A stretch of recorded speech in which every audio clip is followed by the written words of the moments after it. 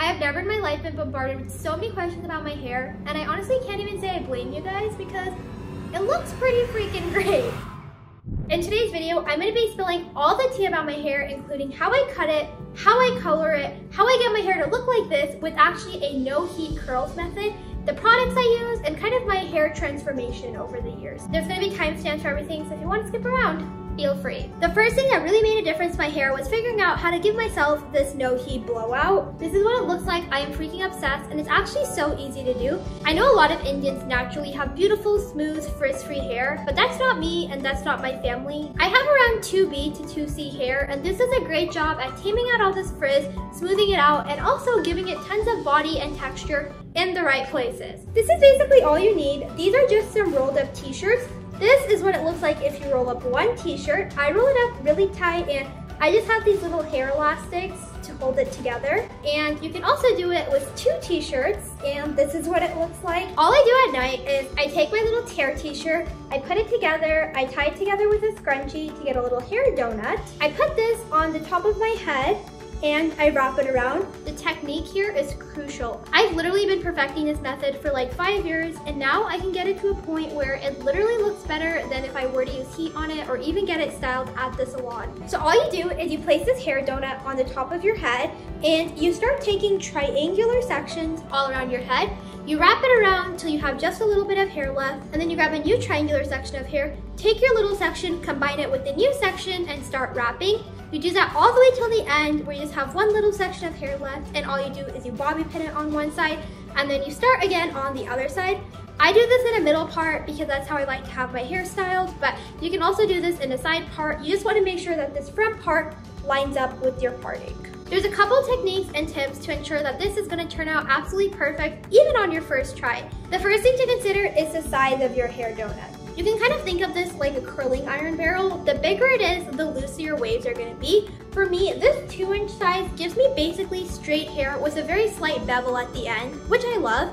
And this 1-inch piece gives me kind of this more curl look, which I've been preferring lately. If you have extremely thick, extremely long hair, even longer than what I have, and you try to use this and it just isn't big enough for your hair, try wrapping 2 t-shirts because it's just going to give you more area to work with. Another thing to consider is the actual width of your hair donut.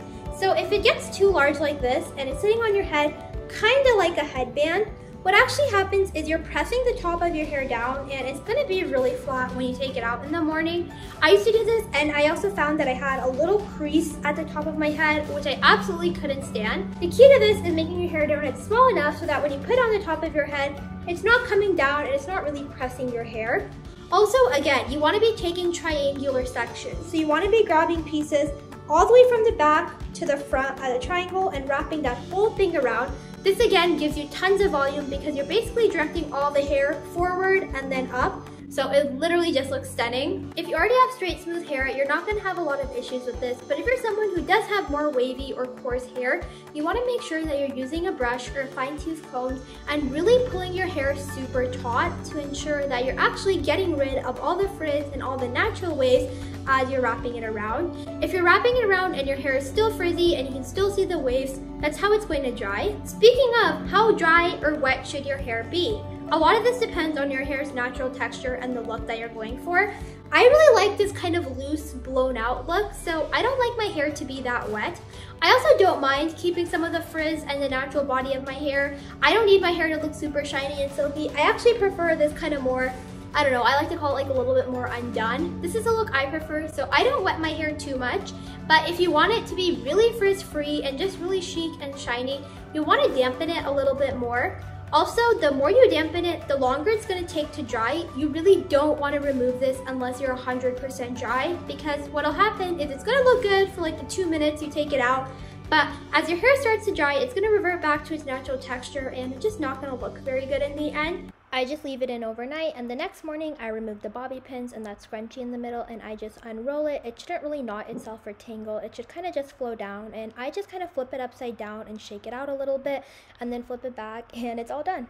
Also, if you're someone who does have super thick, super long hair, be cautious of how much you spray on. Again, just a tiny bit of water. I never do this on damp hair. I think the best strategy is to let your hair dry entirely and then go in with a spray bottle and do maybe 1 to 2 sprays for every section, just to give it a little bit of dampness. If you're a really rough sleeper, you can also get these silk bonnets or even a silk headscarf and just wrap it around your head. This is going to help everything stay put and not come undone during the night. In saying that, this is a really weird technique and it might take you 2 or 3 times to absolutely nail it, but keep trying because once you get it, I swear it'll be your holy grail hair method. That's really the key secret to my hair, but there are a couple other things like my haircut, my hair color, and the products that I use that do influence how my hair turns out. If you want your hair to look a lot like mine, I think the key thing is to get layers. I cut my hair at home and I'm actually due for a haircut, so I'm gonna film it and give you guys a full in-depth tutorial, but I do have layers, but I think the key is not adding too much layers. When I used to go to the salon and ask for layers, I feel like what would happen is it was so layered at the top that the bottom would kind of just look really thin and stringy and I didn't have a lot of length. How I cut it now is basically like 90% of the hair is just a straight cut, or I just cut it straight across at the bottom like this. And I only really had a lot of layers in the top section. This is really nice because I do have that thickness and the fullness and the length at the ends, but I do have shorter pieces, especially around my face, that are just a little bit lighter, so they're more voluminous and they hold the curl better. And yeah, I just feel like it adds a lot of interest to your hair. I also do have curtain bangs, I guess. I cut them myself. For me, the key with bangs is making sure that you don't go too thick, because when you have a lot of bangs, I think it can look really beautiful when you spend a lot of time styling it.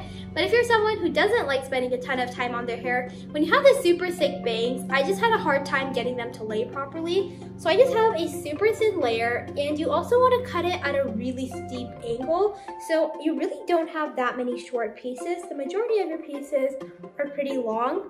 And then also at the end, you do want to go and point cut your bangs. I see a lot of people on like TikTok and YouTube cut their own curtain bangs and they absolutely hate it unless they've styled it and it doesn't like sit right on their face. A lot of the times that's because they're not point cutting. If your hair is super blunt at the ends, it just doesn't look very good. So just take a pair of scissors, carefully and vertically just snip up just a little bit just to loosen some of that bulk, and that helps a ton. I also do want to talk a little bit about my hair color. If you're someone who doesn't want to dye or bleach their hair, I completely understand, but I just want to tell you guys what I do to get it to look like this. Naturally, I say my hair is maybe a 2 or a 3 on the color scale. It's a very, very dark brown, practically black, and I love my natural hair color. I feel like it actually suits my skin tone the best. It was just so dark and so light absorbing, and my hair is so thick that I feel like my hair never had much body to it, and any hairstyle I did, you just really couldn't see it. I feel like people think DIY highlights and balayage is a lot harder than it is. If you want a natural look, it's really so easy, and I don't think it's worth spending like $100 or $200 at the salon. Save that money and like buy a rabbit or something. Don't use bauxite or anything like that. Go to Sally's, get a bleach, and get a very low volume developer. If you have thinner, lighter hair, you can just go with a 10 volume. If you have thicker, coarser hair like me, I use a 20 volume developer. Again, I can do a whole video on how I bleach and highlight my hair, but just mix the bleach and developer together. I do about a 1-to-1 ratio. I mainly like to apply a little bit around my face just to add some lightness. I like to apply quite a bit underneath because this section of my hair tends to stay pretty healthy, and I do like having a little bit of the added color there, so when I wear my hair like this, you can see it. I let the bleach sit in for around 15 to 20 minutes. You really don't want to go that light. You're not trying to get blonde or anything. All we're doing is trying to add a little bit of dimension to the hair.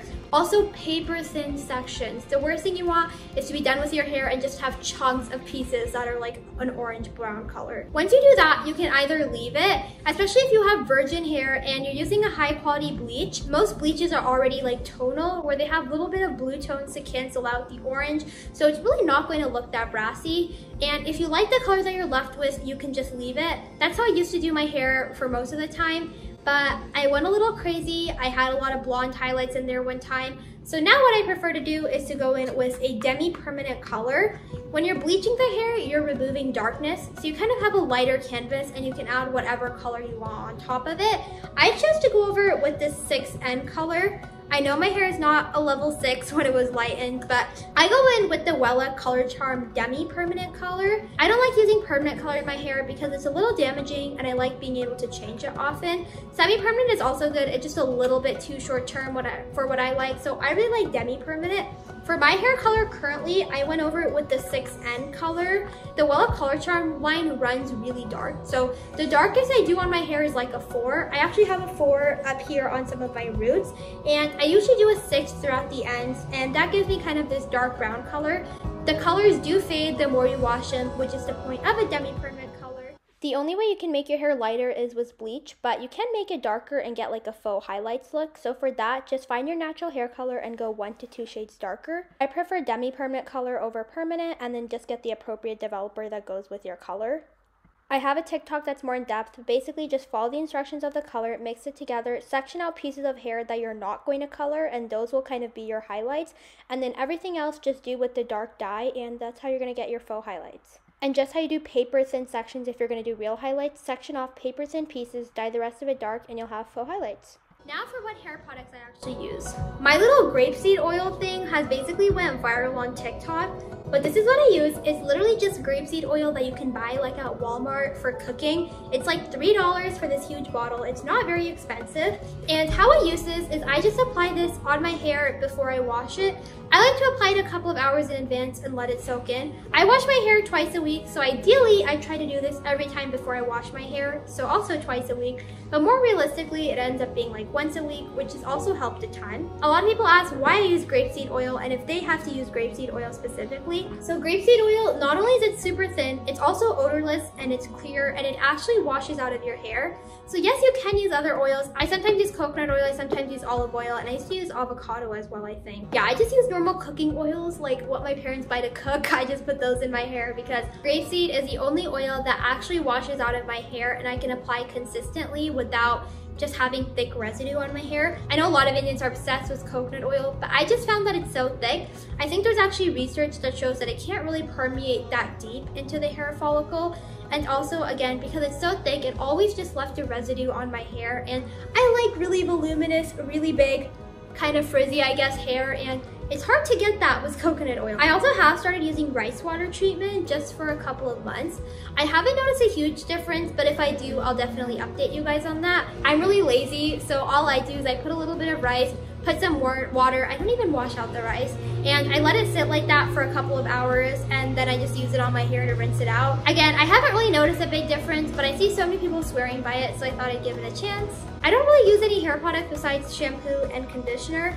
I don't mind if my hair looks a little bit frizzy and not super shiny. This is actually the look I prefer. So yeah, I don't use any hair products out of the shower. In the shower, I just use a sulfate-free shampoo and conditioner. I've tried silicone-free conditioners and I've tried just normal conditioners. I go back and forth. I think I prefer the normals. I don't mind a little bit of silicones in my hair, but feel free to do your own research on that. When it comes to shampoo and conditioner brands, I haven't noticed a huge difference, but I guess I can share since so many of you guys keep asking me. I use this Love Beauty and Planet sulfate-free shampoo and then this Love Beauty and Planet conditioner. Honestly, I've tried all their different scents and they all say like voluminizing, moisturizing. They all do the same thing to me, so just pick up one of these. I love these because you get quite a bit and they're really cheap. I also have picked up this Heritage Purple shampoo and the Heritage Color Care conditioner. I do use both of these as well. I like this conditioner because it's super thick, and I wanted to get a purple shampoo to see if it helps with my brassiness. Honestly, purple shampoo wise, I don't think it's very good because it doesn't really deposit a lot of color on your hair. Yes, I know for my hair it's more orange than yellow, so I should be using blue shampoo. But in general, this just doesn't deposit a lot of color. So if you're looking for a purple shampoo that like really helps maintain blonde hair, I wouldn't say this works very well. But if you just want like a normal sulfate-free shampoo, I feel like this is good. I really do like the conditioner because it's super thick. I also do want to briefly go over my technique because so many of you all expressed that you apply oils in your hair and you can never seem to get your hair clean. So here's what I do. When I apply the oil, I mainly apply it at the roots. A lot of people think that this is going to make your hair greasy faster, but this actually does the opposite. For my hair type, I should really be washing maybe every 5 to 6 days, maybe even a little bit longer because my hair is pretty dry and it does need the moisture that my scalp generates. And I just don't like the feeling of greasy hair, so I like to wash it every 3 or 4 days.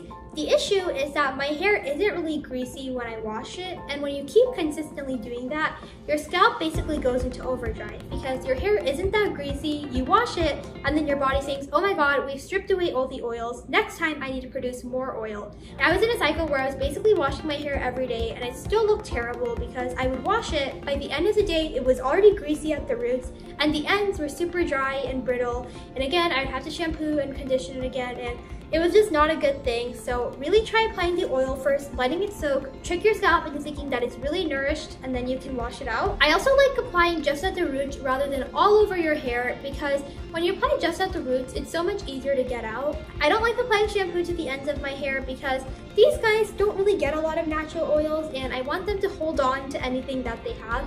So if you apply oil everywhere, you have to shampoo everywhere, and I feel like you're kind of just undoing the effect. And long term, I didn't find it was helping my hair, and my hair always felt greasy and weighed down. So now I apply oil mainly at the roots. I just take whatever excess I have on my hands, run it through my ends. And then when I shampoo my hair, I shampoo primarily at the root. I don't apply any conditioner, and I just wash it out. Again, because you're shampooing at the root and you're scrubbing really well, it's gonna get rid of all the oil you have at your root, and any of the excess through your ends, the shampoo running through your hair is gonna take care of. Then I shampoo one more time, and this time I shampoo and condition at the same time. Again, I apply shampoo at the roots. My hair is mostly clean at this point. I just like it to feel extra clean. So I apply shampoo at the roots, and then I apply conditioner all through the ends of my hair. I let this sit for like 10 to 15 minutes while I shave my legs and everything. And then again, I wash out the conditioner, and then I wash out the shampoo, just to again, make sure that my hair feels super clean and super fresh, and I'm done. So yeah, that's basically it. I let it air dry, and once it's completely dry, I do my DIY no heat curls. And that's how I basically get my hair to look like this. I also did want to take a couple minutes and answer some questions about grapeseed oil specifically and how it helped transform my hair. I did a TikTok about this, and a lot of people were upset and saying that hair is just genetics. A lot of Indians do naturally have beautiful, straight, silky, smooth hair. That is not me, that is not my family. And growing up, my hair was wavy, but mainly just really frizzy and coarse and brittle. It was so different even from my Indian friends, but especially from all of the white people that I knew. So I had no idea how to take care of it, and I was straightening it basically every day, and the ends were just breaking off. It literally wouldn't grow past this length. I never got hair trimmed for like 2 years because it kept breaking off and it was never growing. I remember talking to my friends, and I literally told them that I didn't think my hair was growing, but it was growing. The ends were just kept breaking off. Applying the grapeseed oil with the scalp massage is so good because not only are you getting the benefits of the oil, like the antioxidants and the vitamins, but when you're doing the scalp massage, you're actually having blood rush to your scalp and you're stimulating hair growth. The hair you have is gonna grow a lot longer, and you're actually likely gonna get a lot of new hairs, which is what happened to me. I remember about a month after I started using grapeseed oil, I noticed that my hair, I had like so many little hairs everywhere because I had so much new hair growth. And now my hair is so much thicker and healthier. Grapeseed oil also helped me stop losing hair, specifically in the shower, because my hair again is very coarse, and when I used to shampoo and condition it, because it's so coarse and when your hair is wet, it's already at a weakened state, I would literally lose like clumps and clumps of hair in the shower. And ever since I started using grapeseed oil, because the oil kind of helps detangle your hair and make it super slick, also it helped me stop washing my hair as often, and it really just improved the quality of my hair, and it made my hair so much healthier to where I didn't have to use heat every single day, and I can do no heat methods and still get a beautiful result. So yeah, I think that's basically everything about my hair. Let me know if you guys have any more questions. Thank you guys so much for all the recent love and support. I do just want to add a little note that genetics do play a factor in how your hair is, but I don't think that they're the all-determining factor. There's some things like your natural hair type and your hair texture. I mean, of course there's like chemical straightening treatments, but if you have like me, 2C, 2B hair, putting a bunch of oil in your hair is not going to give you naturally straight hair. So there's things like that that you can't change. Thickness and fullness can also partially be attributed to genetics. There are a lot of factors to our hair that we can control. Again, I used to have super thin, super brittle hair. It used to be super thin, and I don't really think I'm there anymore. I also do want to say that I know some people are very obsessive about healthy hair. They never bleach their hair, they never color it, they never put heat on it, and that's not what my perspective is. I feel like you have hair on your head to enjoy it, so enjoy it. I bleach my hair. I was actually like blonde a couple months ago. I put heat on it, and yeah, I do basically everything I want to do to it because at the end of the day, it's just hair, it's gonna grow back. But hopefully if you are on a hair journey to improve your hair, or you're just looking for some more tips and tricks to add into your arsenal, I hope this gave you some. Thank you guys so much for watching. Let me know what other questions and tips you have for me, and bye!